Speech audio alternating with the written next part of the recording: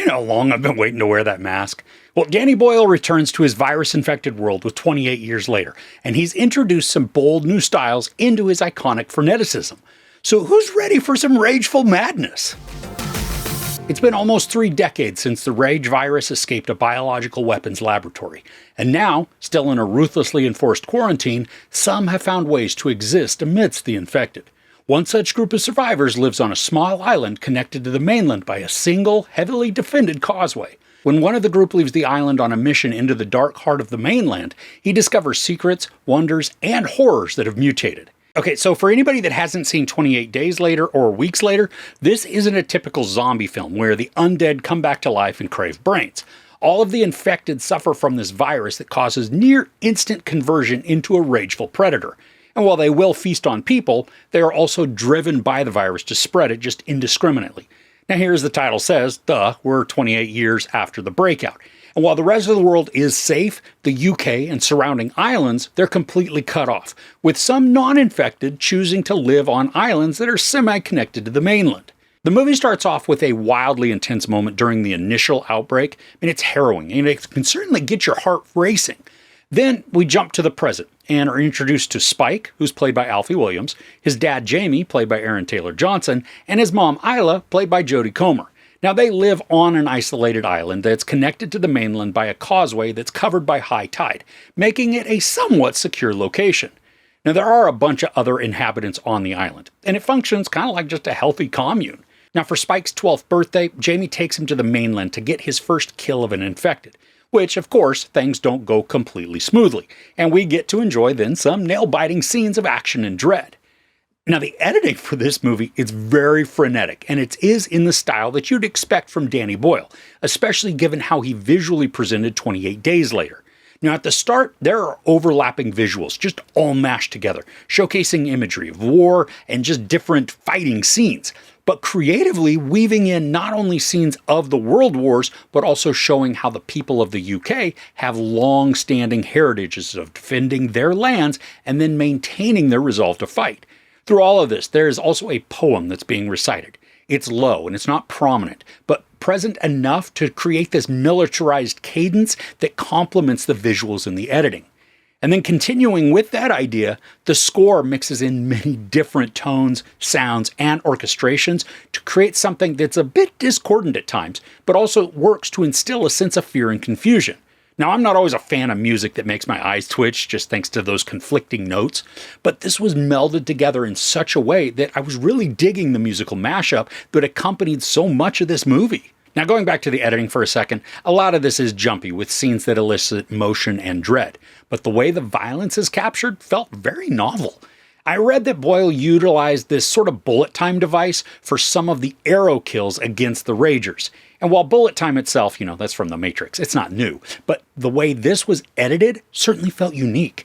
We would see an arrow begin to pierce its target, and then as the camera angle spun around the recipient, portions were cut out so that instead of this smooth circulating image, we saw it in bursts, making it more visceral and then affecting. And there are also several moments within the movie where the camera will linger on or follow characters, just allowing us to take in a scene without the interruption of an angle change. Now, I appreciated the variety, especially when the beginning of the movie was kind of stroby and mildly seizure-inducing.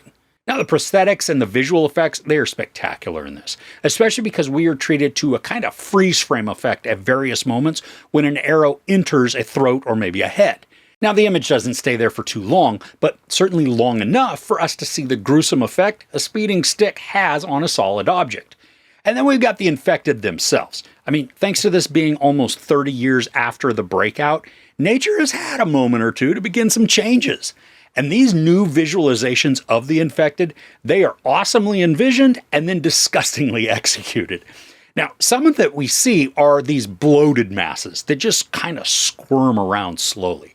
I'm not quite sure the logic of them getting so rotund, but thanks to the pustules and the slime that just covers their engorged figures, the logic aspect wasn't really an issue. I was more grossed out and then even freaked out by them, despite them being incredibly slow movers. Now, in another movie, the approaching slow-crawling threat, that could be humorous. Here, though, combined with the existing atmosphere and the knowledge of other types of infected, these maintain their level of risk. There are also a variety of the infected that are way more amped up, not only compared to the slimy creepers, but just the regular infected too. I mean, it's as if these were introduced to some sort of super serum, and their addition to the story, it adds new complications as well as heightened tension. Now, something I wasn't really expecting in this was the emotional depth of the storytelling. While at its heart, this is a story about family, there's also a touching and meaningful look at life, love, and then obviously death. Now, the softness and the care, it isn't maintained by only a single character either. I mean, we get to see the different aspects from all of our main characters, showcasing different viewpoints, but each effective in their own ways. And this is achieved through some very brave pacing choices.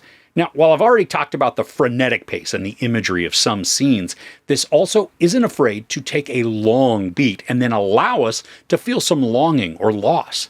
There's a heavy sense of disappointment that's then coupled with grief, and the storytelling doesn't rush us through this. Instead, it uses it as a driving force that reinforces the resolve for life and survival. Now, I can see how some may feel that the third act is kind of where the pacing falls off and becomes slow, maybe even uneven, especially because the movie is just under 2 hours. And this segment, it doesn't contain any action or pursuits. I mean, truthfully, it is slower. But I see it as an improvement to the arc rather than a detriment because of the space that we're provided to appreciate the sentiments we just witnessed. Now, helping greatly in this area is Ralph Fiennes. I mean, he's only in the latter part of the film, but he plays such an integral role in the emotional arcs.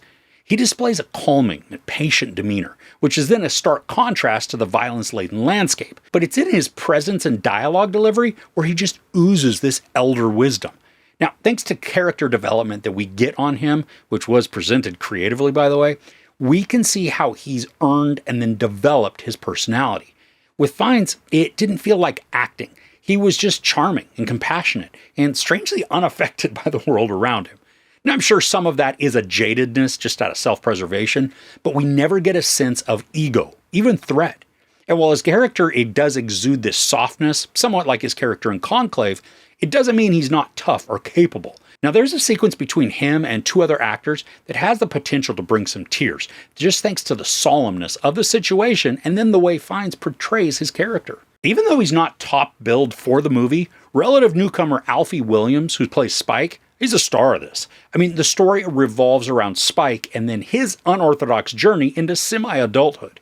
And Williams is excellent in this. I mean, he's believable when he's terrified by oncoming ragers, and then equally as convincing as he chooses to take on a responsibility that may not have been the wisest choice, but was executed out of noble desires.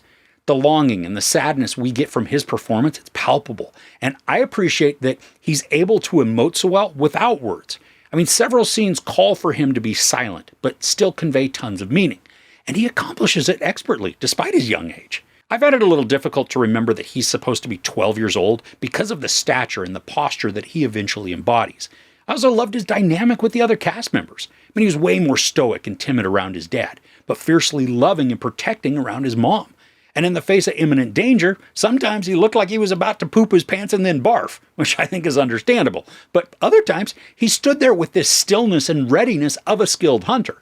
And not that he still made every shot. I mean, that maintains some of the storytelling illusion by not making him this superhero.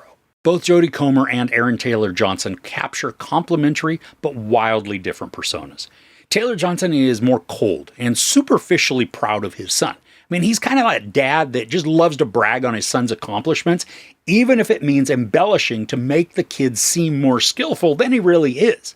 And some of that works to make Jamie less endearing, but Taylor Johnson also manages to sneak in some moments of charm amidst the less desirable aspects that he displays. And Comer is tasked with delivering a complex performance that obscures what's going on with her, creates some conflict, but simultaneously creates room for compassion so that we want to keep her protected. The moments she shares with Williams, they're sweet and funny and terrifying. I mean, she balances her character to elicit the maximum amount of sympathy without removing strength. And I think probably the largest criticism I would give for this film, it's the ending.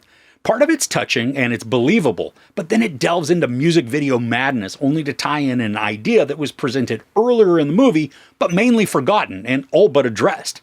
Now, had this portion been integrated into the ongoing story more, perhaps the ending would have made more sense and then felt as though it belonged. As it stands, though, it was a messy addition that created a bizarre conclusion rather than sticking with the tone that had been established throughout all the rest of the storytelling. Overall, this was an excellent watch, full of tragedy, love, beautifully captured gory action, heart-pounding suspense, and engaging performances. The imagery, visual effects, and editing, while sometimes a bit crazy, enhance the urgency and dread of the story so you could never let your guard down. And despite the wonky ending that came across as a last-minute remembering of an earlier plotline, the emotional depth of the storytelling elevates this from a regular action horror to something that encompasses both of those genres and then adds so much more that it can leave you thinking of the characters and their journeys for days after, or years after. There's sex, lots of nudity, it's all non-sexual, but a round of applause for the 6'9" Chai Lewis Perry. When you see, you're going to understand.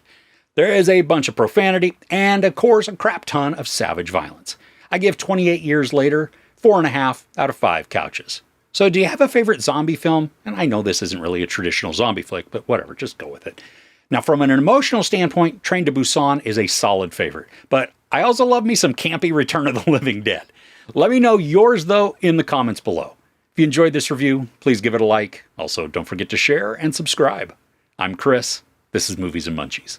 Thanks for couching with me.